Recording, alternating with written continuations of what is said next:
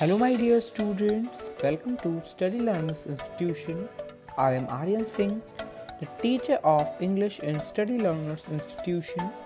इस चैनल को लाइक करें, शेयर करें, सब्सक्राइब करें और बेल आइकन को प्रेस करना ना भूलें।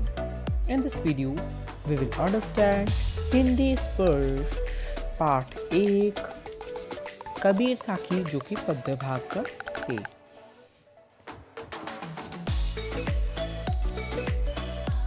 तो बात कर लेते हैं हम कबीर जी के बारे में। कबीर जी का जन्म 1398 में काशी में हुआ माना जाता है। गुरु रामानंद के शिष्य कबीर ने 120 वर्ष की आयु पाई। जीवन के अंतिम कुछ वर्ष मगहर में बिताए और वहीं चिर निद्रा में लीन हो गए। कबीर का आविर्भाव ऐसे समय में हुआ था जब राजनीतिक, धार्मिक और सामाजिक क्रांतियां अपने चरम पर थी। कबीर क्रांतिदर्शी कवि थे। उनकी कविता में गहरी सामाजिक चेतना प्रकट होती है। उनकी कविता सहज ही गर्म को छू लेती है।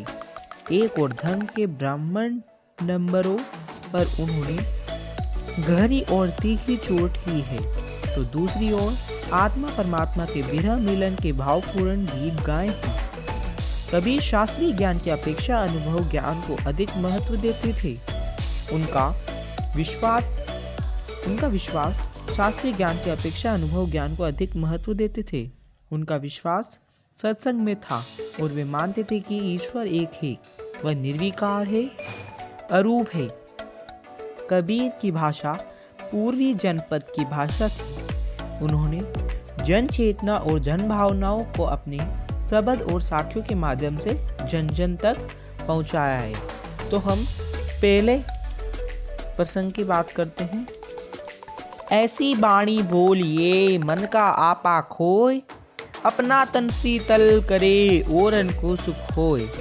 तो कबीर जी इस वाक्य में कहते हैं, इसमें कबीर जी कहते हैं कि हमें अपने मन का अहंकार त्याग कर ऐसी भाषा का प्रयोग करना चाहिए जिसमें हमारा अपना तन भी स्वस्थ रहे और दूसरों को भी कोई कष्ट न हो, अर्थात दूसरों को भी सुख प्राप्त हो।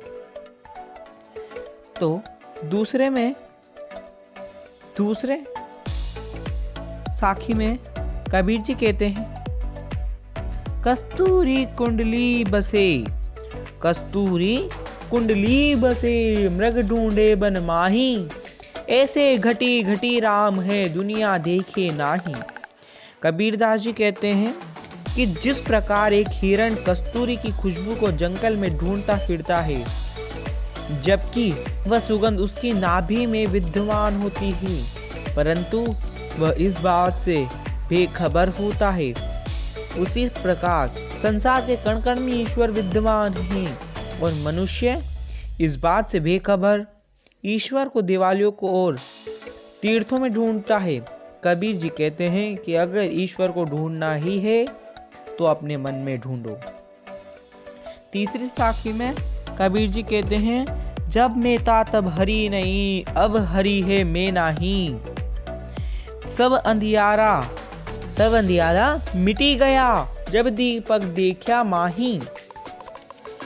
कबीर जी कहते हैं कि जब इस हृदय में मैं अर्थात मेरा अहंकार था, कबीर जी कहते हैं कि जब इस हृदय में मैं अर्थात मेरा अहंकार था, तब इसमें परमेश्वर का वास नहीं था, परंतु अब हृदय में अहंकार नहीं है तो इसमें प्रभु का वास है। जब परमेश्वर नामक दीपक के दर्शन हुए तो अज्ञान रूपी अहंकार का विनाश हो गया। कबीर जी चौथी साखी में कहते हैं, सुखिया सब संसार है, खाए अरु सोवे, दुखिया दास कबीर है, जागे अरु रोवे। कबीर जी कहते हैं कि संसार के लोग अज्ञान रूपी अंधकार में डूबे हुए हैं, अपनी मृत्यु आदि से भी अनजान सोए हुए हैं। ये सब देखकर कबीर दुखी है और वे रो रहे हैं। वे प्रभु को पाने की आशा में हमेशा चिंता में जागते रहते हैं। 5वीं साखी में कबीर जी कहते हैं, बिरह भुअंगम तन बसे, बिरह भुअंगम तन बसे, मंत्र न लागे कोई, राम भी होगी ना जीवे, जीवे तो बोरा होय। कबीरदास जी कहते हैं कि जब मनुष्य के मन में अपनों को बिछड़ने का गम सांप बनकर लौटने लगता है तो उस पर न कोई मंत्र असर करता है और न ही कोई दवा असर करती है। उसी तरह राम अर्थात ईश्वर के वियोग में मनुष्य जीवित नहीं रह सकता, और यदि वह जीवित रहता भी है तो उसकी स्थिति पागलों जैसी हो जाती है। साखी कबीर की 6ठी साखी में कहते हैं, निंदक नेड़ा राखिए, आंगनी कूटी बधाई, बिन साबन पानी बिना, निर्मल करे सुभाई। इसमें कबीरदास जी कहते हैं कि हमें हमेशा निंदा करने वाले व्यक्तियों को अपने निकट रखना चाहिए। हो सके तो अपने आंगन में ही उनके लिए घर बनवा लेना चाहिए, अर्थात हमेशा अपने आसपास ही रखना चाहिए, ताकि हम उनके द्वारा बताई गई हमारी गलतियों को सुधार सकें। इससे हमारा स्वभाव बिना साबुन और पानी की मदद के ही साफ हो जाएगा। कबीरदास जी की 7वीं साखी पढ़ते हैं, पोती पड़ी पड़ी जग मुआ, पंडित भयानको, एके अशीर पीव का, पढ़े सुपंडित होय। कबीरदास जी कहते हैं कि इस संसार में मोटी मोटी पुस्तकें मतलब मोटी मोटी किताबें पढ़कर कई मनुष्य मर गए, परंतु कोई भी मनुष्य पंडित या ज्ञानी नहीं बन सका। यदि किसी व्यक्ति ने ईश्वर प्रेम का एक भी अक्षर पढ़ लिया होता तो वह पंडित बन जाता, अर्थात ईश्वर प्रेम ही एक सच है।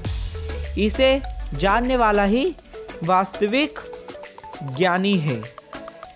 8वीं साखी की बात कर लेते हैं हम घर जाल्या आपना, लिया मुराड़ा हाथी, अब घर जालो तास का, जे चले हमारे साथी। कबीरदास जी कहते हैं कि उन्होंने अपने हाथों से अपना घर जला दिया है, अर्थात उन्होंने मोह माया रूपी घर को जलाकर ज्ञान प्राप्त कर लिया है। अब उनके हाथों में जलती हुई मशाल मतलब लकड़ी होती है, यानी ज्ञान है।